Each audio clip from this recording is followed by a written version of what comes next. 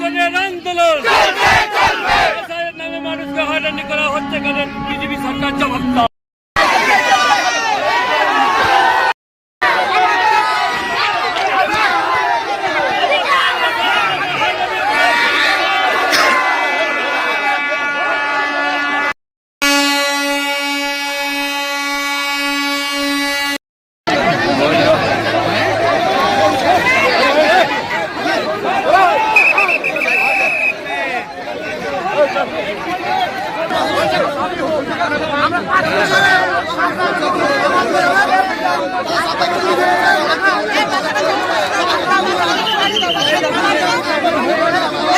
বিভ্রান্তি এবং বিভ্রান্তি করার জন্য আজকে যে আমাদের রেল অবরোধের ডাক দেওয়া হয়েছে।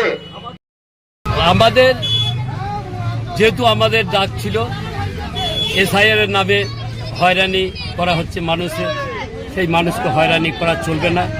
কালকে থেকে পুলিশ প্রশাসন, এলাকার সরকারের যারা কর্মকর্তা আছে, আমাদের প্রচার যতক্ষণ থেকে শুরু হয়েছে, পুলিশ প্রশাসন বারে বারে আমাদেরকে এই অবরোধ, এই আন্দোলন বন্ধ করার জন্যে অনেক চক্রান্তকারীদের সাথ দিয়ে আমাদের এই আন্দোলন রোখার জন্যে অনেক চেষ্টা করেছে। কিন্তু মানুষ, এলাকার জনগণ যাদের এসআইআর নাম থেকে তালিকা থেকে বাদ দিচ্ছে, যাদের নোটিশ করেছে, সেই মানুষগুলো আরও পথ চলতি মানুষ, প্রশাসনের বন্ধুরা আজকে এসে যেটুকানি সহযোগিতা করেছেন, আমাদের এই আন্দোলনটা জিয়ে থাকবে, এই আন্দোলন থেমে থাকবে না।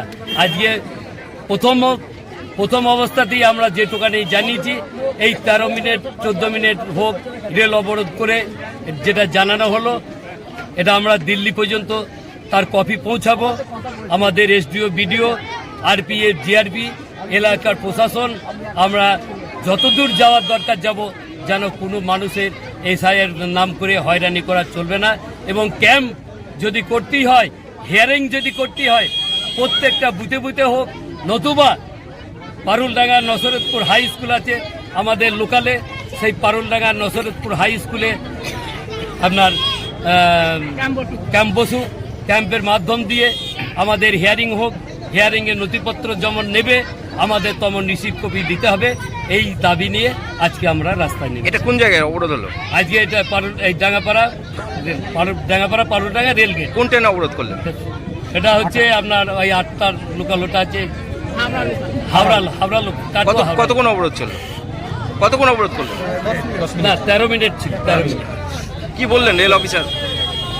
আমাদের এখানে যারা আরপিএফ, জিআরপি, সিআই, আমাদের লোকাল থানার বড়বাবু কথা দিয়েছে, আপনাদের হয়ে আমরা বিডিও, এসডিও, নির্বাচন কমিশনকে কাছে আমরা জানাবো। আপনার নাম?